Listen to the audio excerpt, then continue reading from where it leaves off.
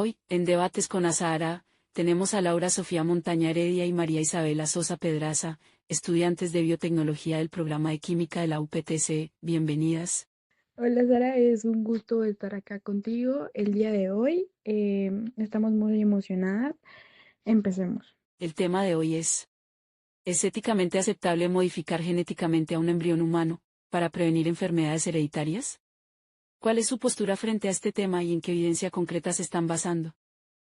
Nuestro posicionamiento es en contra, debido a que un razonamiento ético del uso de la tecnología genética para corregir mutaciones heredables se basa en el principio de precaución.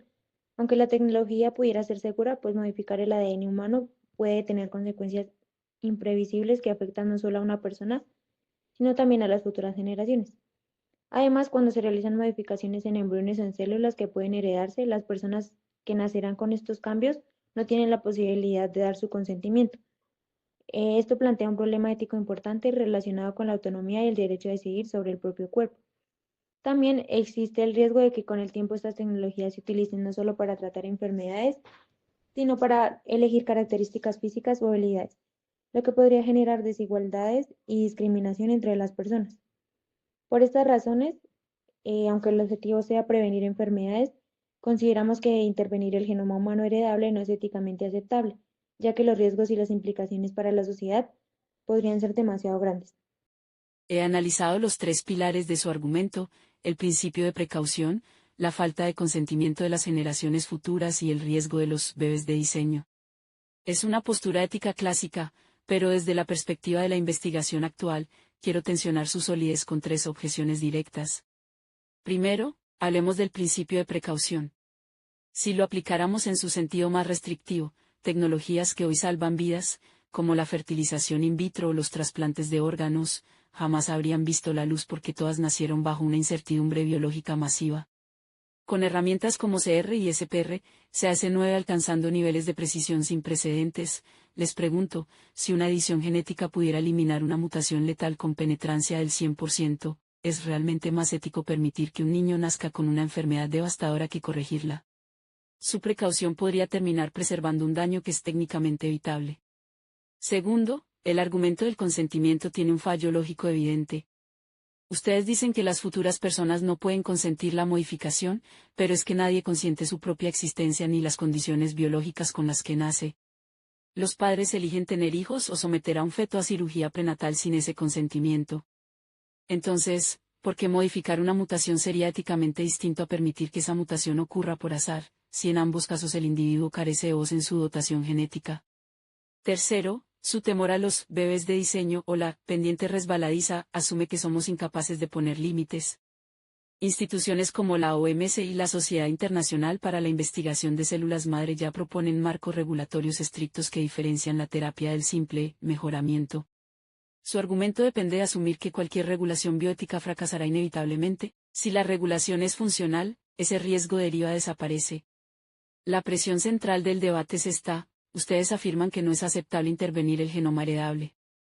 Pero necesito que defiendan por qué sería moralmente preferible permitir el nacimiento de individuos con enfermedades genéticas graves antes que intervenir el embrión.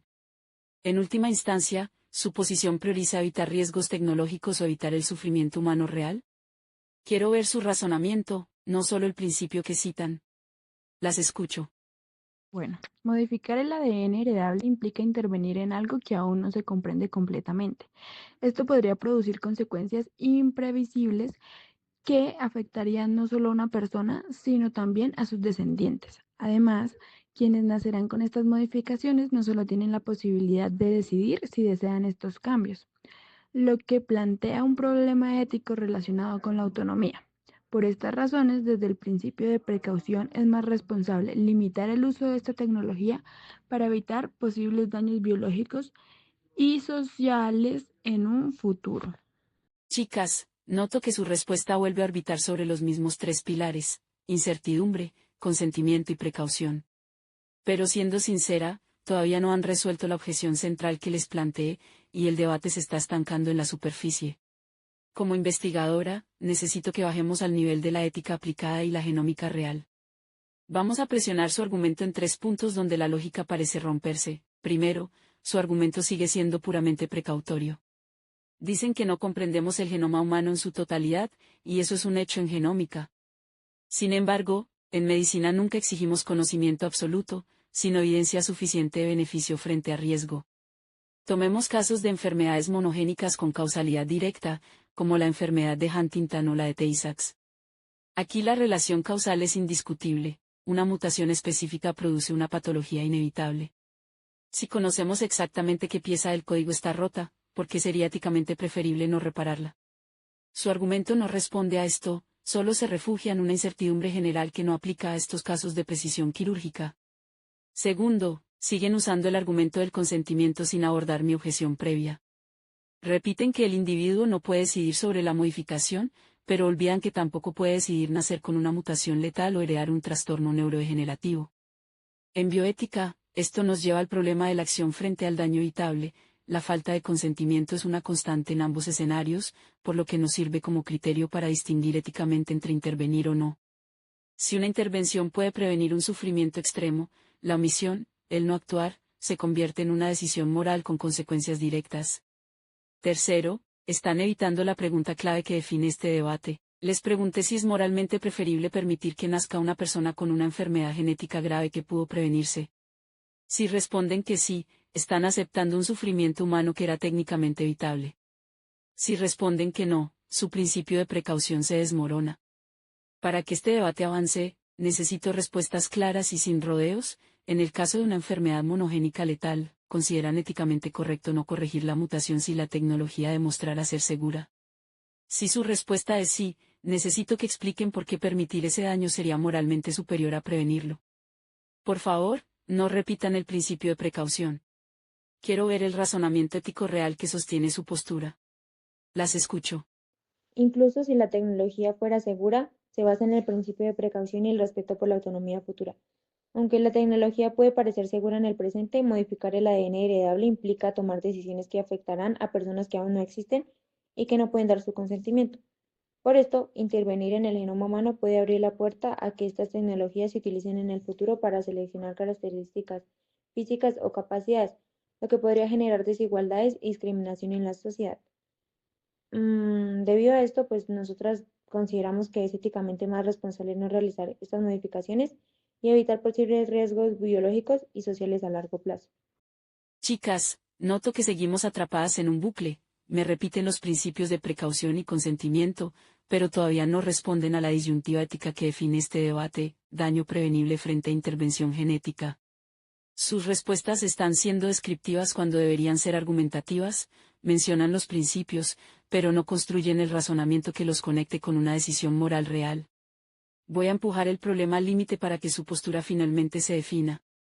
Imaginen este escenario clínico: dos padres portadores de una mutación que causa la enfermedad de Tay-Sachs, una patología que garantiza neurodegeneración infantil y una muerte temprana.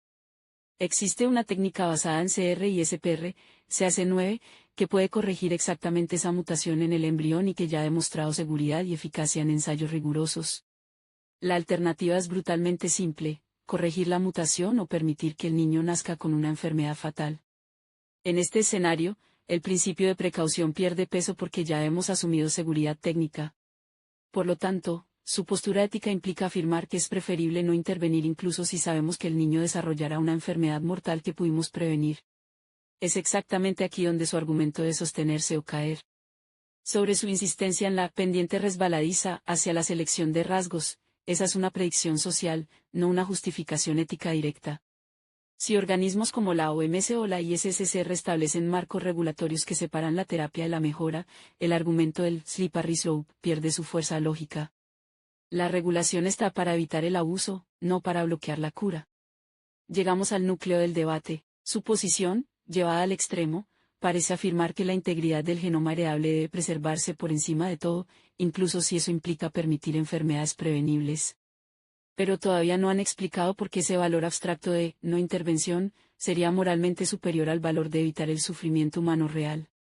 Es su turno de ser directas. ¿Qué valor ético consideran más importante, preservar la no intervención en el genoma humano o evitar enfermedades genéticas graves cuando es técnicamente posible hacerlo?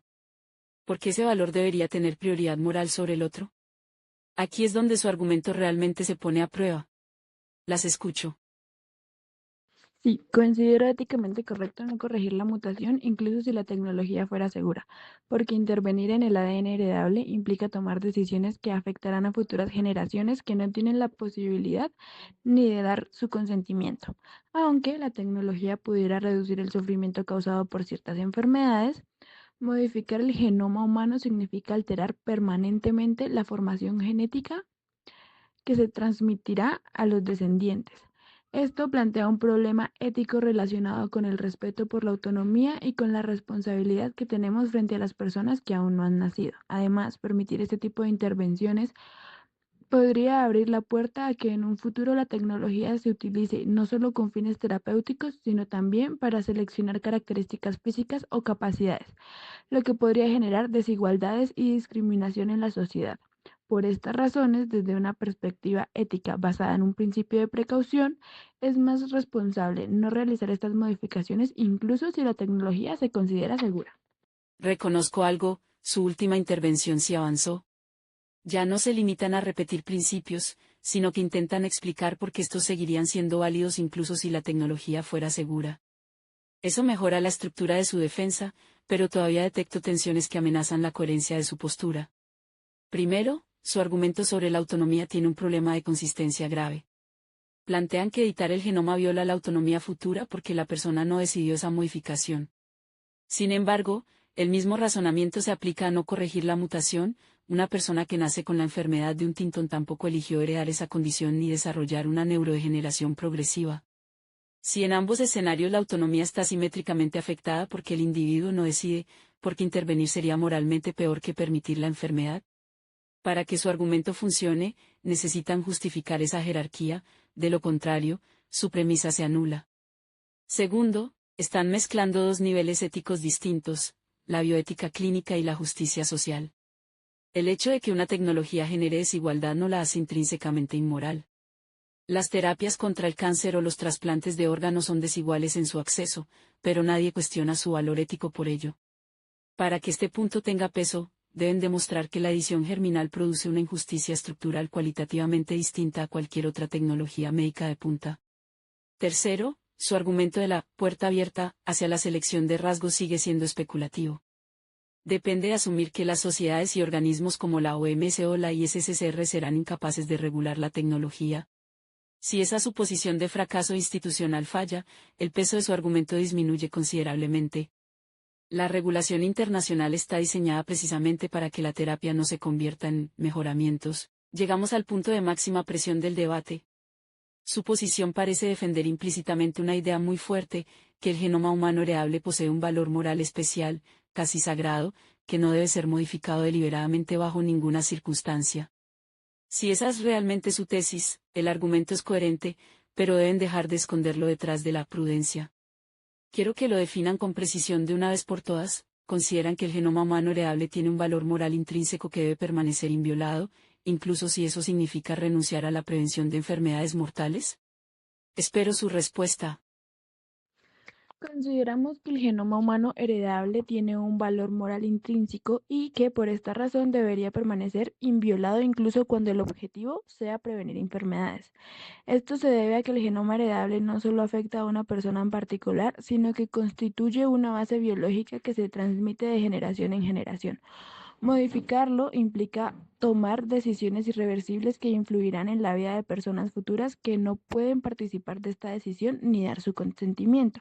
Desde esta perspectiva, existe una responsabilidad moral de proteger este patrimonio genético para evitar intervenciones que puedan alterar de manera permanente la herencia humana. Además, aunque prevenir enfermedades es un objetivo moralmente importante, permitir la modificación del genoma heredable puede generar consecuencias que van más allá del ámbito médico. Una vez que se acepta la intervención genética en la línea germinal, resulta difícil establecer límites claros entre el uso terapéutico y el uso para mejorar características humanas. Esto podría llevar a prácticas de selección genética que aumenten las desigualdades sociales y promuevan la discriminación entre personas con diferentes características biológicas. Por lo tanto, el argumento no se basa en rechazar la medicina o el avance científico, sino en reconocer que el genoma humano heredable tiene un valor moral que exige prudencia y límites éticos. Mantener su inviolabilidad busca proteger tanto a las futuras generaciones como a la diversidad humana frente a las intervenciones cuyas consecuencias sociales y biológicas podrían ser profundas e irreversibles. Chicas, ahora su planteamiento es mucho más claro. Finalmente han formulado una tesis normativa explícita al sostener que el genoma humano heredable posee un valor moral intrínseco que debe permanecer inviolado. Esto mejora mucho la estructura de su argumento, ya que no dependen solo de la precaución, sino que introducen la idea del patrimonio genético intergeneracional. Sin embargo, incluso con esta claridad, su postura enfrenta tres problemas filosóficos y científicos que no pueden ignorar. Primero, el problema del supuesto valor intrínseco del genoma. Ustedes dicen que debe protegerse como un patrimonio biológico, pero la genética evolutiva nos enseña que el genoma no es estático, las mutaciones ocurren constantemente y la recombinación altera cada generación. Si el genoma cambia de forma natural todo el tiempo, ¿por qué una modificación deliberada para salvar una vida sería moralmente distinta a una mutación aleatoria? Su argumento parece asumir que existe una versión correcta o pura del genoma, pero, en genética poblacional, esa estabilidad simplemente no existe. Segundo, está el problema del daño prevenible. Su tesis implica un compromiso ético muy fuerte, que preservar la integridad del genoma es más importante que evitar enfermedades devastadoras. En bioética médica, el principio de beneficencia nos obliga a evitar el sufrimiento cuando es posible. Si una edición segura pudiera eliminar de una familia patologías como Tay-Sachs o Huntington para siempre, su posición exigiría no hacerlo. Eso significa que el valor abstracto del genoma superaría moralmente la salud de individuos concretos. ¿Cómo justifican ese sacrificio humano en favor de una integridad biológica? Tercero, aparece una objeción práctica, el diagnóstico genético preimplantacional. Hoy ya seleccionamos embriones sanos y descartamos los que tienen mutaciones. Si su preocupación es proteger el genoma, ¿por qué consideran éticamente mejor descartar o destruir embriones que corregir la mutación en ellos? Desde muchas perspectivas bioéticas, la selección y descarte parece incluso más problemática que la reparación. Llegamos al punto donde su argumento se pone a prueba de verdad. Si adoptan la idea de que la humanidad tiene la responsabilidad de no rediseñar su herencia, deben aceptar que algunas enfermedades seguirán existiendo y que la medicina tendrá límites deliberados. Para cerrar este debate, quiero que respondan algo muy específico: si tuvieran que elegir para una familia con una mutación letal entre editar el embrión para eliminar la mutación y permitirle vivir sano o descartar los embriones afectados mediante diagnóstico genético, ¿cuál considerarían más éticamente aceptable y por qué? Su respuesta mostrará si su argumento sobre la inviolabilidad del genoma realmente se sostiene de manera coherente. Las escucho. Consideramos más éticamente aceptable descartar los embriones afectados mediante diagnóstico genético. Desde nuestra postura, el genoma humano heredable tiene un valor moral importante, por lo que modificarlo directamente mediante edición genética puede ser problemático, incluso si el objetivo es eliminar una mutación. Esto se debe a que editar el ADN del embrión implica introducir cambios permanentes que no solo afectarán a esa persona, sino también a sus futuras generaciones. De esta forma, se estaría alterando la línea genética humana de manera deliberada, algo que puede tener consecuencias imprevisibles y que además abre la puerta a que en el futuro estas tecnologías se utilicen para fines distintos al tratamiento de enfermedades. En cambio, el diagnóstico genético permite identificar cuáles embriones tienen la mutación y cuáles no, sin modificar su ADN. Aunque esta opción también plantea dilemas éticos, porque implica tomar decisiones sobre qué embriones implantar mantienen un límite importante. No se interviene directamente en el genoma heredable. Por esta razón, consideramos que esta opción es la más coherente con la idea de respetar la inviolabilidad del genoma humano, ya que evita la enfermedad sin introducir cambios artificiales en la herencia genética. Chicas, finalmente hemos llegado al punto de cierre. Elegir el diagnóstico genético preimplantacional es totalmente consistente con su premisa de inviolabilidad genómica. Debo reconocer que esto le da a su marco ético una coherencia interna muy sólida, lo cual es un avance notable en nuestra discusión. Sin embargo, antes de terminar, no puedo dejar pasar la objeción filosófica de fondo que su postura deja abierta. Su argumento implica aceptar que es éticamente preferible que un embrión con una mutación nunca llegue a nacer, descartándolo, antes que permitir que nazca sano mediante una corrección genética. En términos de bioética reproductiva, esto sugiere que valoran más la intactabilidad del genoma que la existencia misma de ese individuo. Básicamente, prefieren que ese ser no exista antes que permitir que exista con un código modificado. Muchos filósofos consideran que este es el talón de Aquiles de la postura de inviolabilidad genética, ya que la distinción entre seleccionar y modificar podría ser puramente técnica y no moral, dado que ambas prácticas influyen deliberadamente en la composición de las futuras generaciones. No obstante, evaluando el debate completo, mantuvieron su postura con firmeza ante las objeciones. Lograron formular una tesis ética clara y explícita. Respondieron a los contraejemplos eligiendo una alternativa coherente. Su argumento depende de un supuesto normativo fuerte, que el genoma heredable posee un valor moral especial que justifica limitar intervenciones médicas salvadoras. Aunque ese supuesto es filosóficamente controvertido y requiere una defensa aún más profunda, quizás desde la deontología o la teoría del patrimonio de la humanidad, han logrado sostenerlo bajo presión crítica. Su razonamiento fue consistente y no se desmoronó frente a las disyuntivas éticas que les planteé. Han demostrado que se puede defender una posición conservadora en bioética con rigor científico y lógica. Buen trabajo. A Sara, nosotras agradecemos pues la atención prestada y estamos felices de pues haber estado aquí contigo. Y con esto terminamos el podcast. Agradezco la participación activa de las estudiantes. Soy Azahara, y me despido. Hasta una próxima emisión.